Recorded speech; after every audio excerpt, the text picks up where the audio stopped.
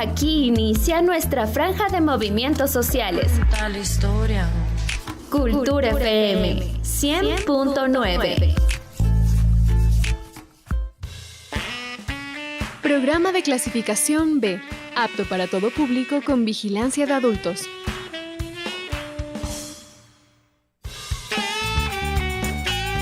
Contenido o opinión.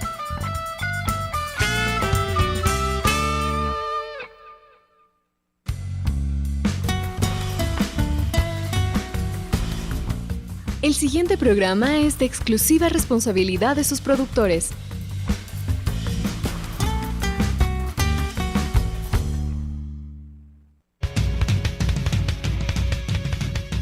Frecuencia subversa. Noticias. Contracultura. Diversidad. Porque nuestra palabra es nuestra arma. Estás en sintonía de Frecuencia subversa.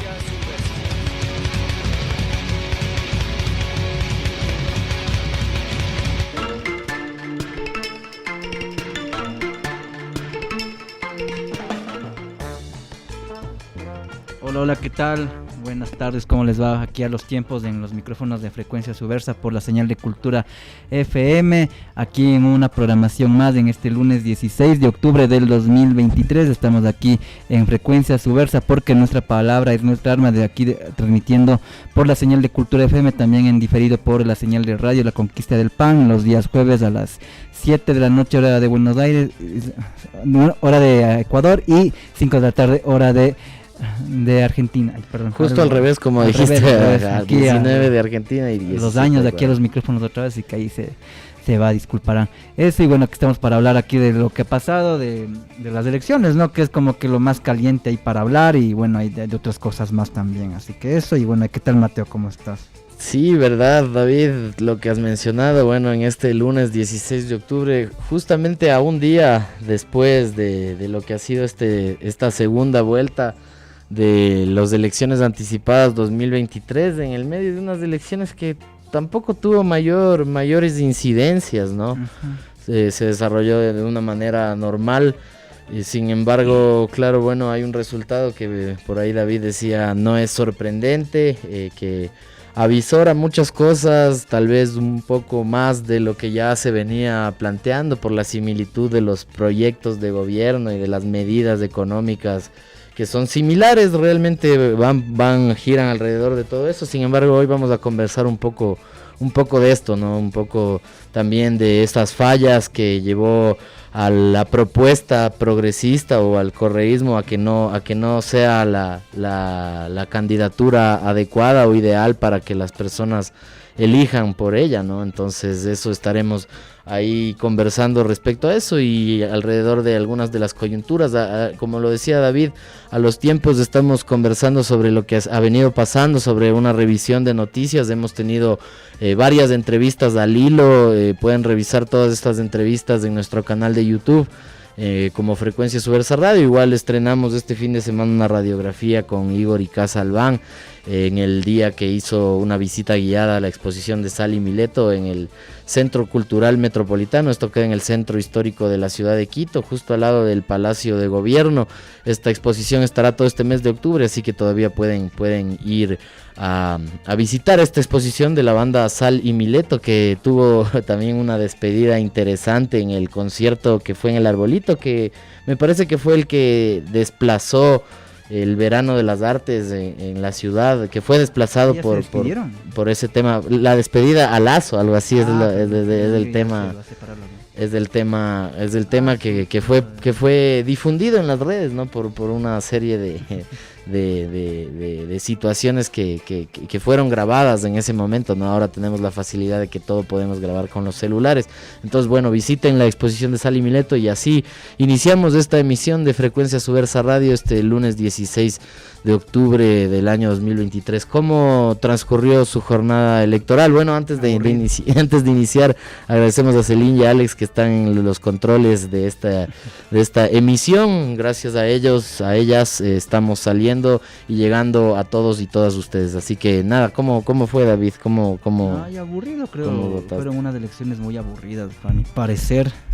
Y eso que yo aquí desde lo personal rechazo las elecciones y todos esos procesos de la llamada representación democrática, pero bueno, aún esto es como que ya la gente está con el hastio de ir cada rato a las urnas. Creo que ya vamos como 4 o 5 procesos electorales al hilo desde las presidenciales, ¿no? Claro, son solo 3 de este año, sin quitar que en el 2021 nomás fueron las elecciones presidenciales. Entonces como que la gente ya está un poco harta de ir, ¿no? Porque y va porque primero es obligatorio y llama la atención, ¿no? Bueno, y justamente por unas cuestiones que yo he estado ahí trabajando, investigando, hay un dato nomás ahí. Cuando destituyen a Velasco Ibarra vino una dictadura militar. Creo que Clemente Yerovi, el comandante Clemente Yerovi, Carlos Ramón Castro Gijón, en esa junta militar que preside después de la caída de Ibarra y de la posterior asunción del vicepresidente Carlos Julio Arosemena Monroy, en esta junta militar del contraalmirante Ramón Castro Gijón es cuando se dictamina que el voto aquí en Ecuador debe ser obligatorio. Y claro, ahí incluso se hacen unas reformas en el registro civil y ahí se pone como que se pone este documento de la papeleta de votación. Entonces ahí para seguir analizando esas paradojas de la democracia que se dan en una dictadura militar, ¿no? Entonces claro, y desde ahí hablamos del año aproximadamente 1965 que se dictamina, ¿no? Vía el decreto ley que el voto debe ser obligatorio y la utilización de esta famosa papeleta de votación que te piden hasta en Velasco Ibarra dices, ¿verdad? No, en la junta militar de Ramón Castro Gijón. Ah, verdad. Ya. Entonces, justo también ayer salió una nota, no sé si viste una nota de la BBC, que decían que hasta para comprar una refrigeradora necesitas una papeleta de votación. Entonces eso también es otro factor. ¿En Ecuador o en el mundo? No, aquí en Ecuador. Entonces ahí ya voy a también recordar también que el tema de las elecciones o los votos en la historia del Ecuador, la historia contemporánea del Estado, no era para todos, no era un tema realmente democrático. O sea, quien podía votar era los hombres, netamente, históricamente han sido los hombres, y no solo los hombres, sino los que tenían, por ejemplo, una propiedad o los que tenían un cierto nivel económico o un título nobiliario.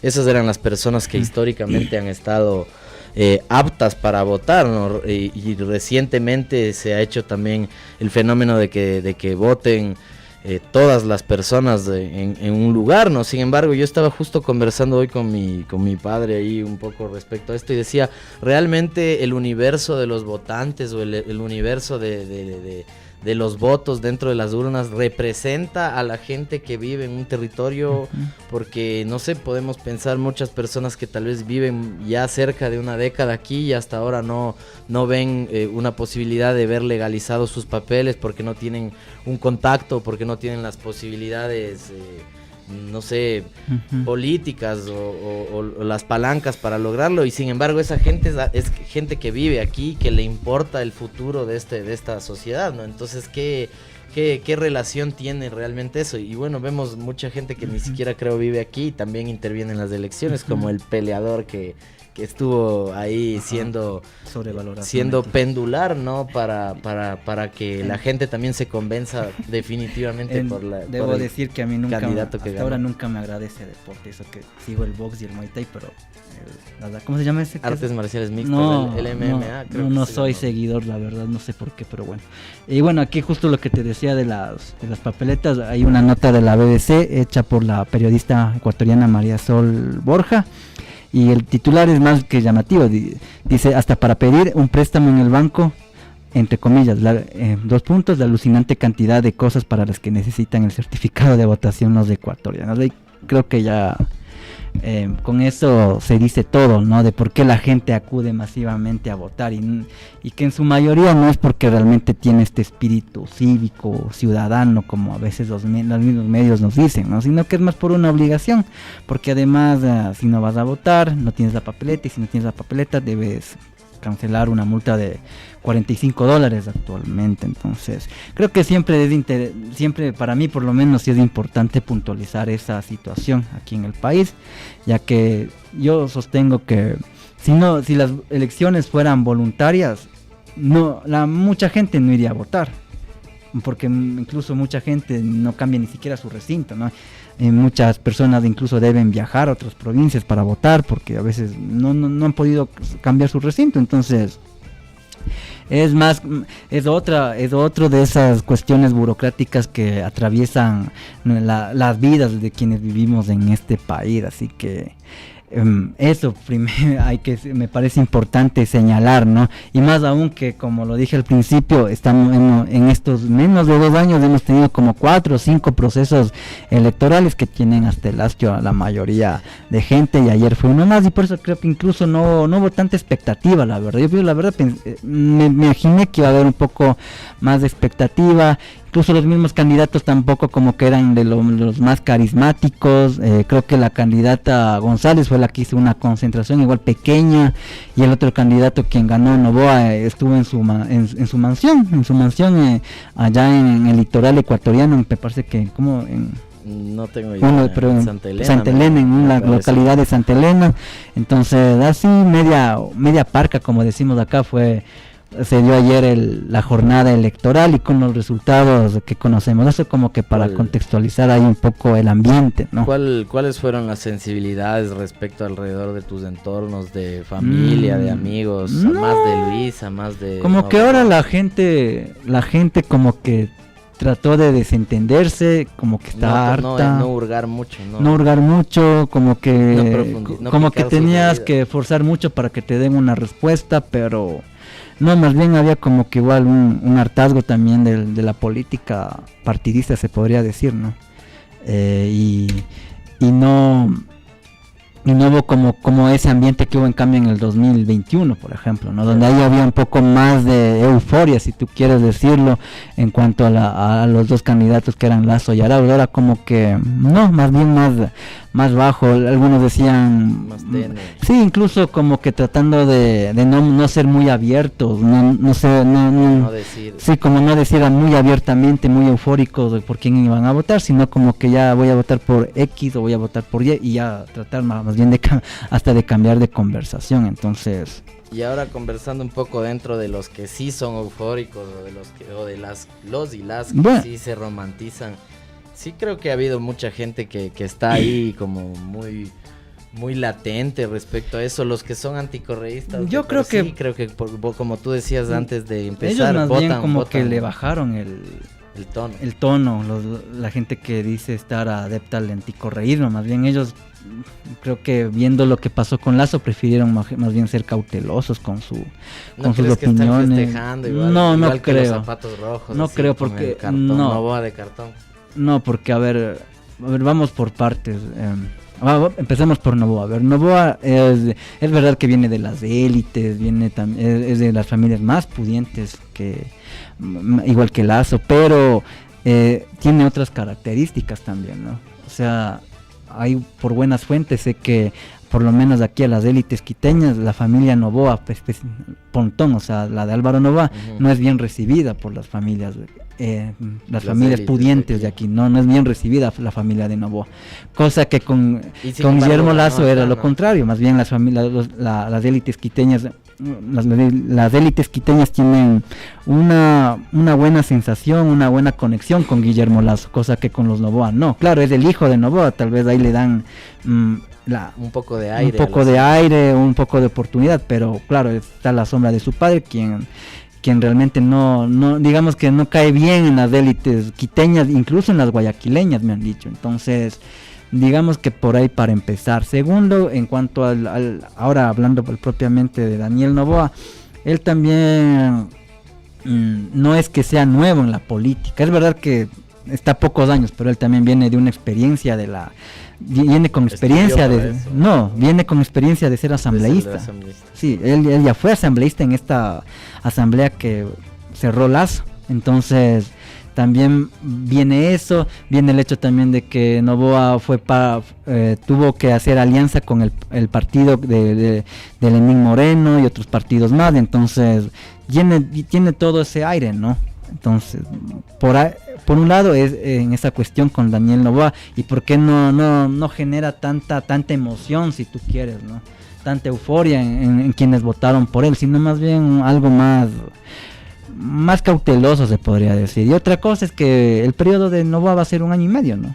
Claro. 1 año y medio y menos también creo, porque en mayo del 2025 serán las siguientes elecciones, y eso si es que no hay una consulta popular como están anunciando, ¿no? ¿Qué es lo que es una de lo que propone Noboa, ¿no? ¿Qué lees en cambio de las sensibilidades del correísmo, ¿no? De ahora de echar la culpa también a otros, de ver como en factores externos la falta de unión y no hacer ese mea culpa que bueno, ahí tú y yo estuvimos ayer en una transmisión, tú verás, y muchos coincidían que arrancaban en que el problema empieza desde esa contradicción que tiene el correísmo ideológicamente hablando, ¿no? Como Correa y la candidata que pierde ayer son totalmente contradictorios ideológicamente con varios puntos del progresismo, como por ejemplo la lucha de las mujeres, la cuestión del aborto y cosas así. Entonces, y lo extractivo, ¿no? Claro, el extractivismo también.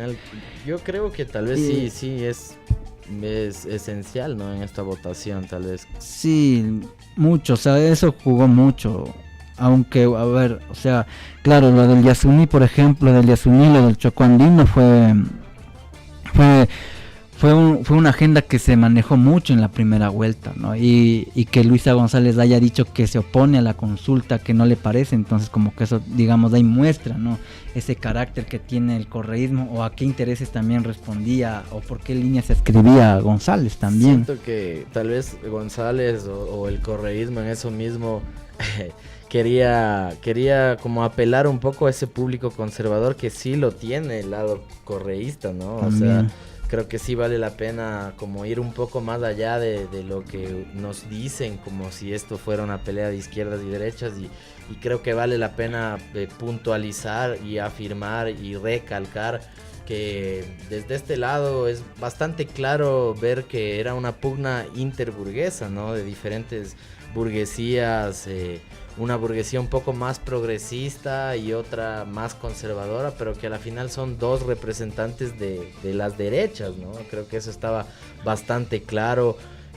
Sería interesante más adelante en el programa como un poco reflexionar respecto a eso, si es que realmente es útil el voto nulo, el abstencionismo, este tipo de cosas, que es básicamente creo que donde se arrima este grueso de gente correísta que dice, no son capaces de unirse, que las izquierdas y o sea, ahorita se rasgan las vestiduras, como que tienen el sufrimiento por ahí, pero yo me pongo a pensar y no es necesario como tener como demasiada visión como para darse cuenta y recordar en la época correísta las persecuciones y también los distintos tipos de atropellos, y recordar que la frontera extractiva en la época correísta fue, o sea, estas dinámicas de explotación de la tierra y de desplazamiento de las comunidades fue también impulsada y tuvo un crecimiento notable en el gobierno correísta, ¿no? Creo que eso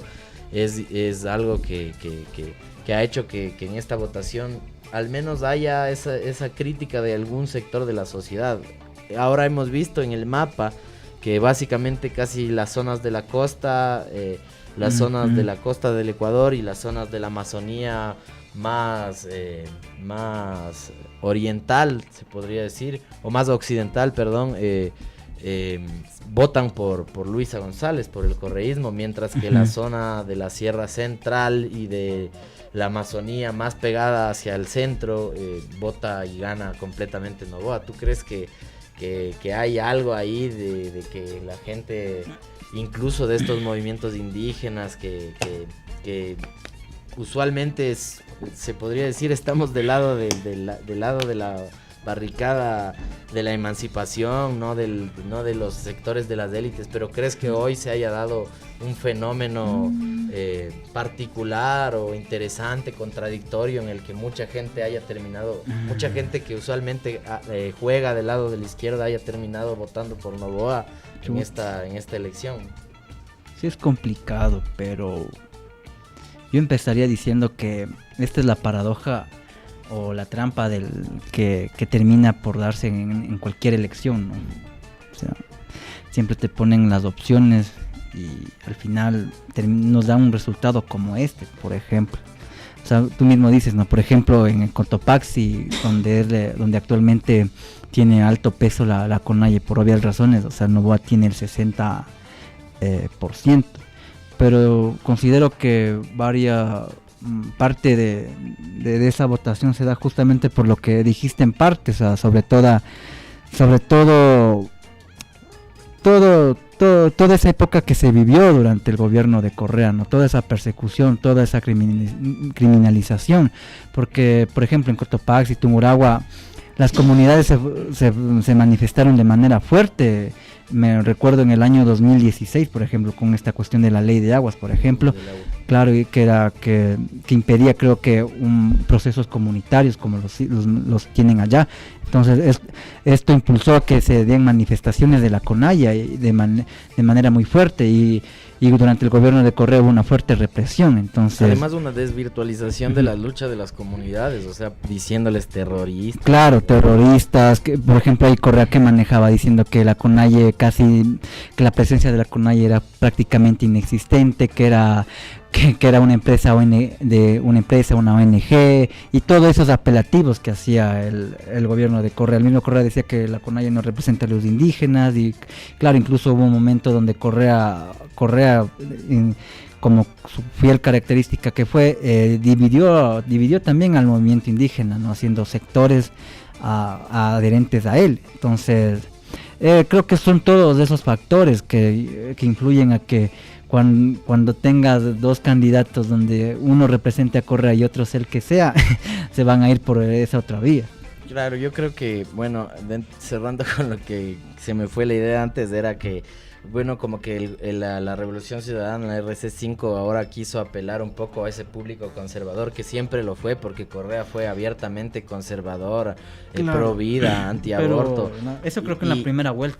Y bueno, pero claro, ahora también es como que se mantuvo, no dijo, no, bueno... creo más bien, verás. Siento que tal vez como que al apelar a lo mismo, la gente prefirió como votar por Noboa, ¿no? El mismo Noboa dice, mucho del público que Correa subió en 2007, o sea, la votación de Correa en el 2007 está votando ahora por Noboa, y era lo que nos decía acá nuestro compañero de la radio antes de iniciar, y es que Noboa está congregando el voto de los jóvenes, ¿no? Realmente, entonces...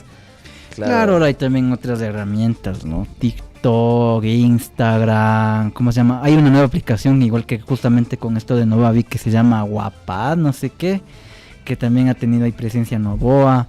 La esposa ha sido una influencer en Instagram, en TikTok, de nutricionista y esa situación, entonces... Además son el estereotipo, ¿no? Claro, entonces él supo manejar bien su estereotipo, ¿no? De ser alguien fitness, que hace ejercicio, que le gusta el deporte, que es amigo del Chito Vera, y todo eso, ¿no? Entonces... Amigo... Entonces él no le fue tan difícil, ¿no? En cambio, Luisa González sí tuvo que trabajarle un poco más, y y uno de los grupos, los sectores con quienes más quiso apegarse o entrar fue justamente con el feminismo. O sea, se intentó armar una figura una figura que cale en los parámetros del feminismo, ¿no? Como una madre soltera, que luchó con sus hijos y toda esa cuestión, ¿no? Pero al final vemos que no le alcanzó, la verdad, ¿no? Porque armar ya una figura de personaje a esas alturas del partido era también muy difícil, y más aún también teniendo atrás a la figura de Rafael Correa. Entonces claro, era muy complicado, ¿no? Armar esa figura a una persona que incluso pertenece a una iglesia que es muy conservadora. O sea, hay muchas iglesias evangélicas, pero la que pertenece Luisa González es de las más sectarias, si tú puedes decirlo, que es la iglesia pentecostés. Entonces ahí sí son muy cerrados en cuestiones con los derechos, con esto del aborto y todo eso, ¿no? Entonces son otros factores que también se podrían leer, ¿no? ¿Crees que si Luisa González de boca para afuera se hubiera planteado con un pañuelo verde y un discurso pro aborto hubiera tenido mayor votación sectores femeninos, hubiera mantenido la tendencia? No creo, sí se hubiera notado mucho lo teatral, lo armado, ¿no? Lo forzado que hubiera sido. Porque que sí salieron algunas propagandas así como, claro, pero no ella, pero o sea, claro, gente es que ya ahora como tenemos esto de las redes sociales donde todo lo que se publica se guarda ya para la eternidad. Luisa González ya salió 1000 veces con el pañuelo celeste en la asamblea, o sea, y no de manera inocente nomás, o sea, ella tenía un discurso contra el aborto, o sea, un discurso pro vida, pero al 100%.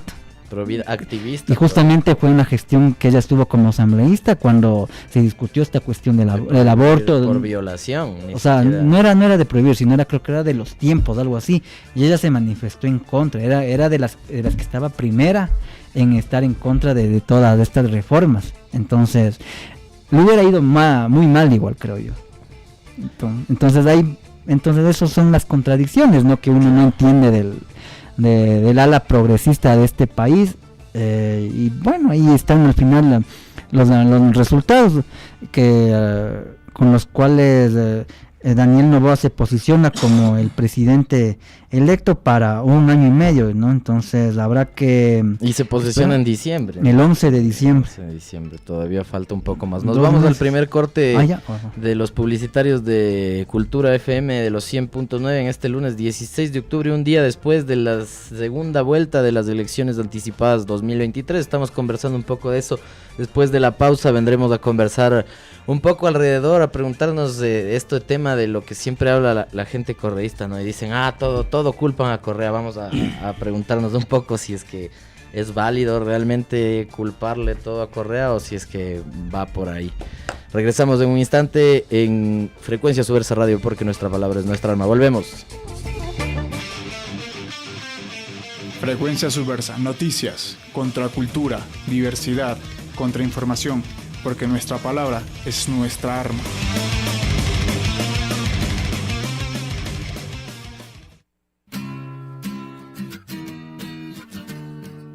Aleación Maestra Radio, una cuidadosa selección de rock y metal solo para tus oídos. Todos los martes a las 16 horas a través de Cultura 100.9 FM o www.culturafmcce.com. Descárgate la aplicación en Play Store.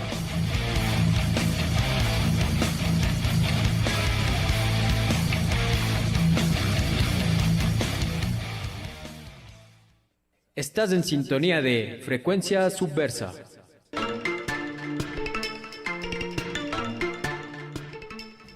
Y volvemos aquí en Frecuencia Subversa Radio, porque nuestra palabra es nuestra arma. Todos los días lunes de 16 a 17 horas en el horario de la tarde, franja de movimientos urbanos en Cultura FM los 100.9. Gracias a Celín, que está en los controles, y estábamos conversando un poco sobre las elecciones anticipadas 2023, esta segunda vuelta que precisamente el día de ayer transcurrieron en todo el territorio ecuatoriano. Estábamos viendo un poco que con fecha de corte al lunes 16 de octubre, 16 horas y 25, es decir, hace 5 minutos, ha sido actualizada el conteo de votos con Daniel Noboa sin un 51.9% y Luisa González un 48.1%. Decías, David, que está moviéndose un poco, o sea, desplazándose sí, se acortó ligeramente. la diferencia, ¿no? Porque yo tenía entendido que era 52 a 47. Creo que incluso logro obtener por unos 100,000 votos más, un poco más que la votación del 2021. A ver, vamos en orden. Como dijo Mateo, Daniel Noboa tiene el 51.9, es decir, 5.207.969 votos, o sea, claro, 5 millones de votos. Lisa González con el 48.1% tiene 4.826.913 votos. Claro, 4.826.913 votos. Entonces la diferencia es de casi 300,000 votos.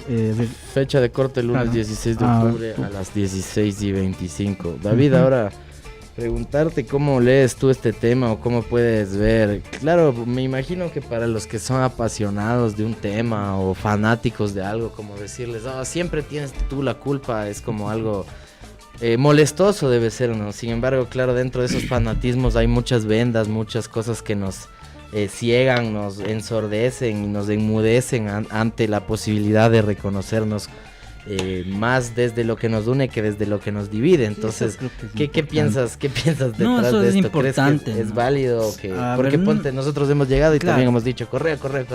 Ayer en la transmisión con Indymedia igual la gente Correa, pero claro, que es parte de también. Y claro, pues ha sido un momento en el que se plantearon políticas de largo plazo, de larga duración, como las concesiones mineras, como las concesiones extractivas, entonces, o el cambio del sistema penitenciario. Para mí es como impensable no hablar de la época de Correa, si es que hubieron este tipo de cosas como que cambiaron verticalmente el tema. O sea, la crisis carcelaria que surge desde el 2019-2020 es precisamente por la transformación de un sistema carcelario que no fue pensado, que no fue elaborado para este territorio y que fue más bien como una de estas medidas magnificentes de este tipo de gobiernos progresistas, ¿no? Entonces, claro. No sé, ¿qué piensas como de ese bueno, ese tema? Ahora con el pasar de los años creo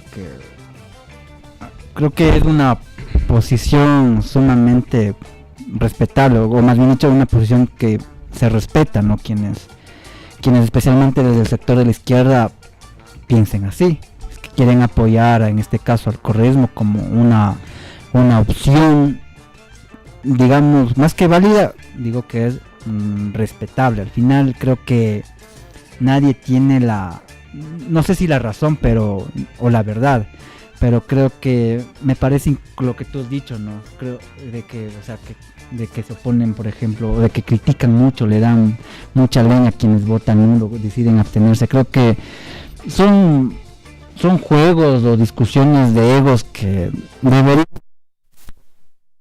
porque al final creo que por lo menos los que estamos aquí somos de abajo, si se podría decir, no somos alguien que algunos tendremos trabajo, otros no, a pesar de que incluso hemos estudiado, y creo que la discusión también va por otro lado también, ¿no?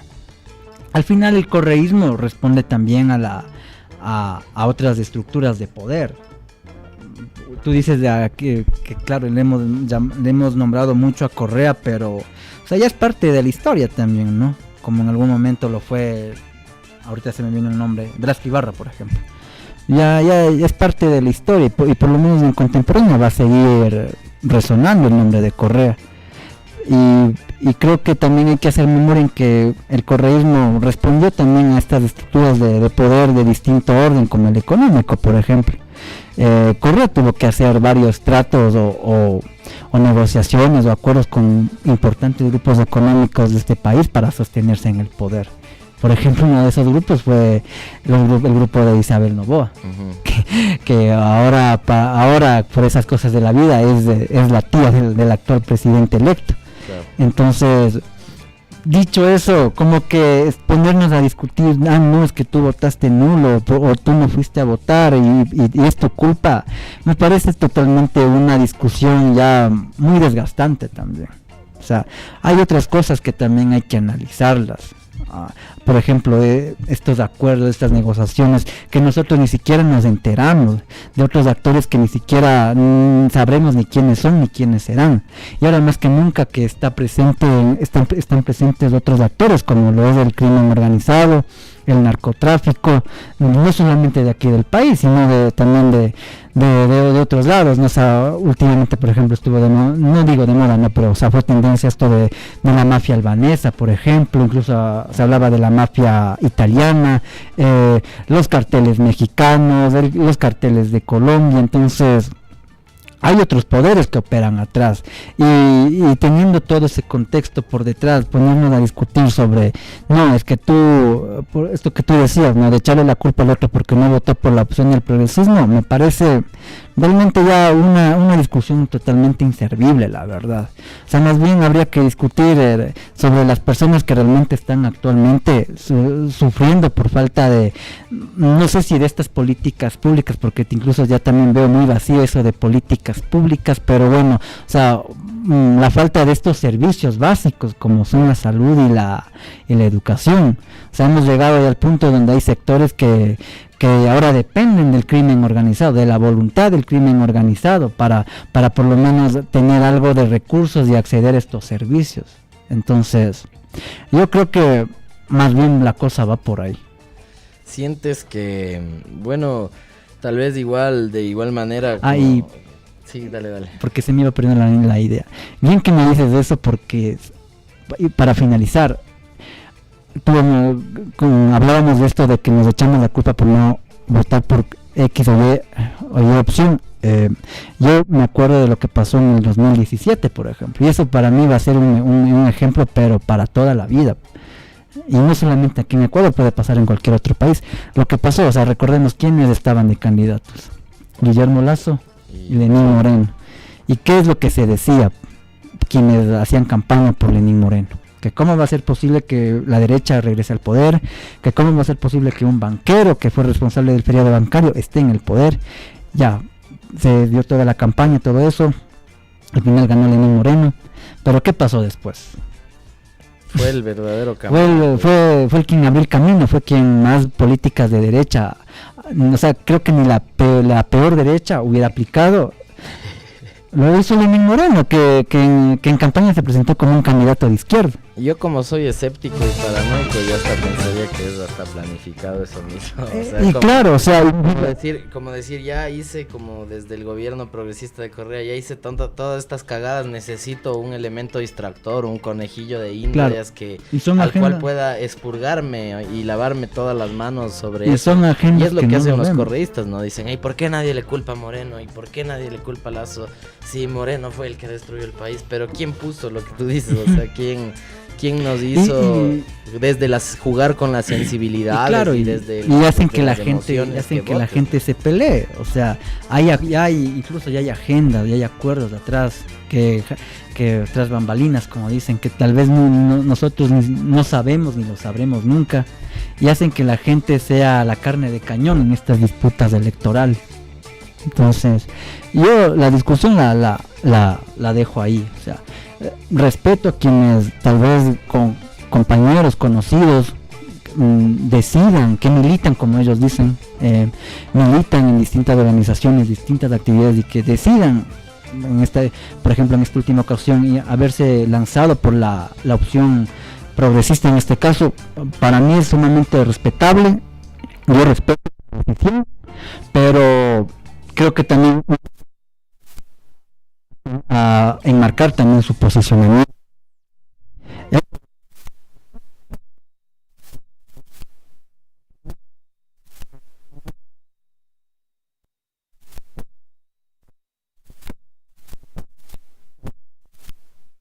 El gobierno de Daniel Noboa logre paliar o logre sostener o contener un poco esta ola de violencia, de crimen e inseguridad que vive el país.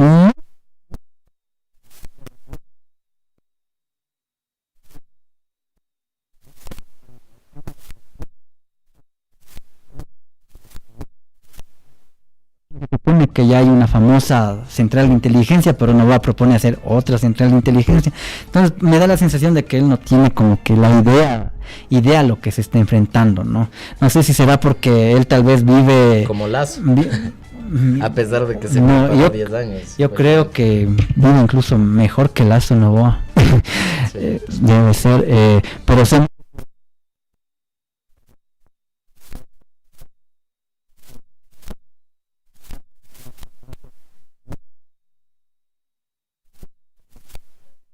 vive el estilo de vida que tal vez Lazo y los demás empezaron a vivir a los 40, 45 años, como de helicópteros y eso.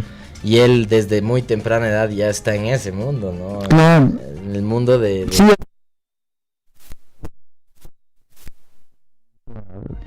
A Daniel Noboa con su padre Álvaro en una campaña política, ¿no? O sea, ya es alguien que ya ha vivido este tipo. Entonces también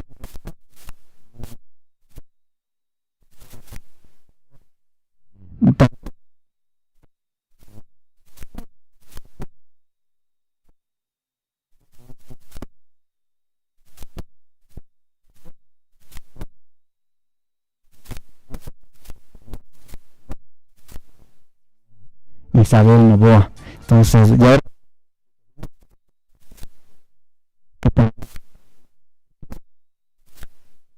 por ahí, con quien hablé otra vez, ella es prácticamente la dueña del país, Isabel Noboa, por no decir de todo el país.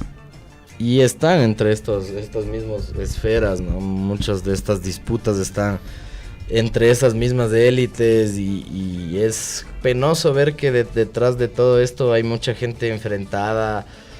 Nos podemos regresar hacia algunas décadas, centenares de años y ver el enfrentamiento de liberales versus conservadores en nuestro que era entre territorio. Liberales mismos.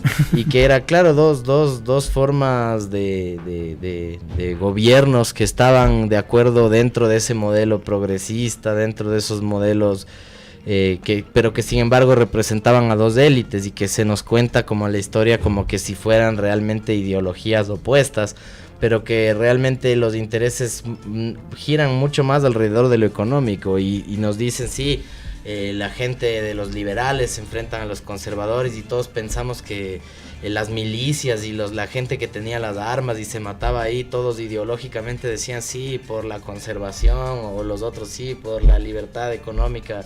Y realmente no es tanto así, o sea, las guerras en su gran denominación y en su gran perspectiva es el enfrentamiento de los ejércitos de los pobres, bueno, al menos en ese contexto, ¿no? Los pobres de las comunidades, los mismos locales, enfrentándose a sus familiares, a sus vecinos, porque uno trabajaba con tal patrón y el otro con el otro patrón, entonces se veían enfrentados supuestamente ideológicamente cuando realmente es económicamente, ¿no? Un interés que está alrededor de todo eso, ¿no?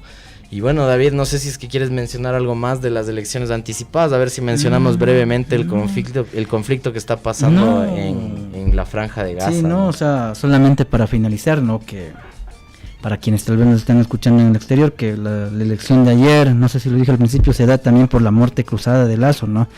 El gobierno actual del presidente Lazo, que ha sido un fracaso, ¿no? Y no lo digo yo, que digamos sea alguien que me opongo al gobierno de Lazo, sino de su propio círculo cercano, lo ha dicho así. Realmente ha sido un gobierno muy lamentable, la verdad, en distintos sentidos, en lo económico, en lo social, en todos estos aspectos, no tienes medicamentos en los hospitales, la gente que es asegurada propiamente no ha podido acceder ni siquiera a una cita médica, el costo de la vida se eleva cada vez más, entonces y menos hablar de la inseguridad, ¿no? Donde incluso la policía actualmente bajo la administración de Lazo ha sido ha estado en el ojo del huracán por distintos episodios lamentables. Entonces, en menos de 2 años el gobierno de Guillermo Lazo se desplomó y no le queda otra cosa que irse quizás de una forma entre comillas decorosa y sin hacer tanto ruido como un levantamiento popular, que por esta herramienta, ¿no? Que constitucional que la llaman, como es la muerte cruzada. Una herramienta correísta, ¿no? Exacto, no quería decirlo, pero ya. Una herramienta que se formó en el gobierno de Correa, en la Constitución. Para evitar el juicio político que se llevaba en el reciente mayo. Entonces, eso para finalizar, ¿no?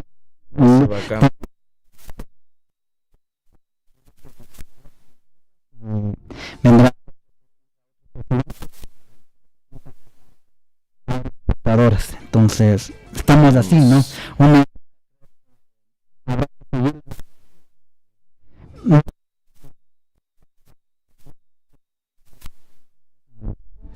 Sí, creo que es interesante verlo desde el enclave histórico. Sin embargo, no hemos podido generar una reflexión consonante para que la sociedad pueda, a través de los medios de comunicación, o tener conciencia de todo lo que ha pasado, de todo lo que ha sucedido.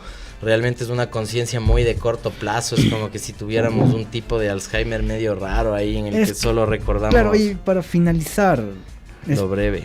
Esto, o sea, ahora que hablamos de que hemos tenido 4 elecciones en 2 años, o sea, siempre vivimos aquí en elecciones, no sé si te has dado cuenta, pero aquí al ser un país más pequeño en densidad, en territorio, como que se nota más, ¿no? O sea, ya acaba una elección, ya a la semana o al siguiente día ya están ya nuevamente ya armándose los cuadros, están ahora que redes sociales se promocionan y todo eso, entonces eso también creo que influye, ¿no? La constante campaña electoral que vive este país, así, cada 2 años. Es redituable económicamente. Entonces eso, para hacer esto. Claro, cada 2 años presidentes y bueno, ahora con este desfase. Alcaldes después. Que después son alcaldes, entonces... Sí, estamos constantemente en elecciones y tenemos mucho ejercicio, entre comillas, democrático y muy poca efectividad democrática en las calles, en los territorios, ¿no? Eso debería tal vez llevarnos a preguntar si es que realmente está sirviendo que sea tal y como lo hacemos, o tal vez debemos repensarnos algunas formas, como lo ha dicho David durante el programa, así que si por él no fuera a votar, que fuera de una u otra manera opcional el voto, o que se vayan pensando, elaborando nuevas formas de ejercer democracia directa, tal vez desde los barrios, pensando no desde lo más macro, sino desde lo micro. Serán algunos de los retos que iremos especulando, pensando, observando, contemplando alrededor de los tiempos. Y bueno, desde acá, desde este tipo de medios de comunicación alternativos e independientes como lo es Frecuencia Subversa Radio, pueden contar que tendremos una perspectiva que no se orientará a este tipo de ejercicios casi como circómicos, pantomímicos que llegan a ser como las elecciones, que son simplemente algo que es como elegir contra quién vas a tener que luchar, o elegir quién te va a oprimir, quién te va a someter. Y eso es terrible, ¿no? Que pensar que la democracia haya llegado hasta ese punto de tener que elegir al menos peor, el menos malo, la enfermedad menos letal, es tenaz, ¿no? Cuando debería ser un ejercicio súper fértil, llenador, diferenciador, que marque la diferencia, en el que haya muchas personas maravillosas. Realmente nos encontramos con un panorama más bien opuesto, ¿no? Entonces, regresemos a ver a las personas maravillosas que tenemos tal vez en nuestro alrededor, haciendo pequeñas cosas todos los días, haciendo trabajos de hormiga para cambiar la sociedad poquito a poco, porque realmente creer que en 100 minutos, como era la propuesta de Lazo, que en 100 minutos o de un día para el otro, en 4 años se va a cambiar la sociedad, es algo muy demagógico, es una propuesta demasiado alejada de la realidad. Entonces creo que es necesario ser más realistas dentro de eso y no ir mucho desde esa idea del país que quisiéramos todos en nuestro imaginario, sino el que podemos transformar, el que nos permite hacer algo. Entonces ahí ver por dónde podemos hacer nuestras pequeñas cosas, nuestros pequeños roles, y hacerlo y activarlo, especialmente si es que tenemos la posibilidad acá en Latinoamérica de contactar en el barrio, en diferentes actividades, y no solo las esferas cerradas como es la democracia, las elecciones o ese tipo de cosas. Ni nada, pues se nos fue el tiempo volando, David, no sé qué más quieras decir. Nada, queda pendiente lo que decía sobre la franja de Gaza, lo de esto de Israel, Palestina, Hamás, el ejército y mismo israelí, todo un contexto geopolítico sumamente complicado. Queda pendiente, creo que ese tema, ¿no? Solamente podemos decir que estamos ahí en contra de cualquier acto genocida, cualquier tipo de guerra que que termina con la vida de gente inocente que nada tiene que ver en este tipo de conflictos. Sí, totalmente. No negar las actitudes intervencionistas, invasivas, imperialistas que ha tenido Israel durante décadas contra Palestina, cercenando parte de su territorio poco a poco, como arrinconando a las etnias realmente, porque también es un tema muy de identidades, de religiones, entonces no es algo tan simple. Es algo mucho más complejo, y también apelar a que no se romantice tampoco del otro lado, porque las acciones terroristas, la muerte, como el desvivir a personas inocentes, se podría decir, que no son combatientes, que son civiles o que están en diferentes actividades, en cualquier circunstancia será algo reprochable y condenable, ¿no? Entonces, de ninguna manera debería ser un conflicto que se resuelva por la violencia, igual sin simplificar y sin reducir toda la complejidad que tiene esta problemática. Estaremos ahí pensando en alguna posibilidad de un invitado o una invitada, mejor sería, para conversar sobre este tema, ¿no? Sobre el conflicto árabe-israelí, porque no es solo israelí contra los palestinos, sino es Israel contra muchas etnias, muchas identidades arábicas y muchos países que están en contra de Israel. Solo para ahí un breve comentario, o sea, solamente decir que es una zona muy estratégica, ya que une a los 3 continentes, ¿no? Europa, Asia y África, entonces se convierte en un punto de disputa para diferentes potencias como Estados Unidos, así que por ahí más o menos, claro, ahí también viene el conflicto, así que sí, queda pendiente hablar de ese tema. Ahí pues estaremos al pendiente, y bueno, la próxima semana retomaremos un poco las entrevistas en esta octava temporada, o en nuestro 8º año de transmisión de Frecuencia Subversa Radio, en el que en este 2023 hemos transitado, y esperamos que nos puedan acompañar como todas las semanas, agradeciendo nuevamente a nuestra Control Master Celine y a Alex, que están detrás de los controles. Agradecemos también a Gustavo de Radio La Conquista del Pan. Saludamos a todos y todas quienes nos escuchan, quienes nos siguen todas las semanas, y quienes disfrutan, se entretienen y reflexionan a través de este tipo de conversaciones y esta dinámica de comunicación alternativa que proponemos acá desde Frecuencia Subversa Radio. Igual estuvimos mencionando la transmisión y las entrevistas de la cobertura de las elecciones anticipadas que se hizo en Indymedia Ecuador. Lo pueden encontrar en el YouTube de Indymedia Ecuador. Ahí hay la entrevista a Mónica Mancero, Pablo Espina y Decio Machado. Entonces estaremos ahí al pendiente. Esta semana o la próxima igual estamos estrenando un producto con Sebastián Cordero de Radiografía, una entrevista tipo reportaje, así que pueden revisar en nuestro YouTube, Frecuencia Subversa Radio. En Facebook también nos encuentran, y en Instagram como Frecuencia Subversa Radio. Así despedimos de esta emisión, lunes 16 de octubre del año 2023, en Frecuencia Subversa Radio, acá por Cultura FM los 100.9. Y finalizamos esta conversación alrededor de las elecciones, de lo que ha sido y de los distintos detalles y sensibilidades que se han despertado alrededor de las elecciones anticipadas, segunda vuelta del año de Ecuador del año 2023. Finalizamos así Frecuencia Subversa Radio. Esto ha sido todo, porque nuestra palabra...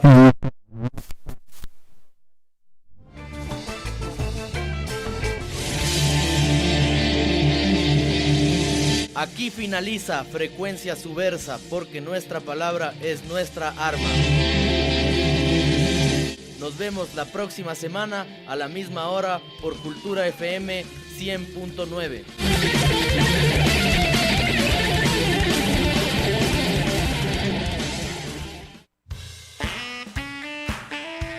Publicitarios y promocionales en Cultura FM.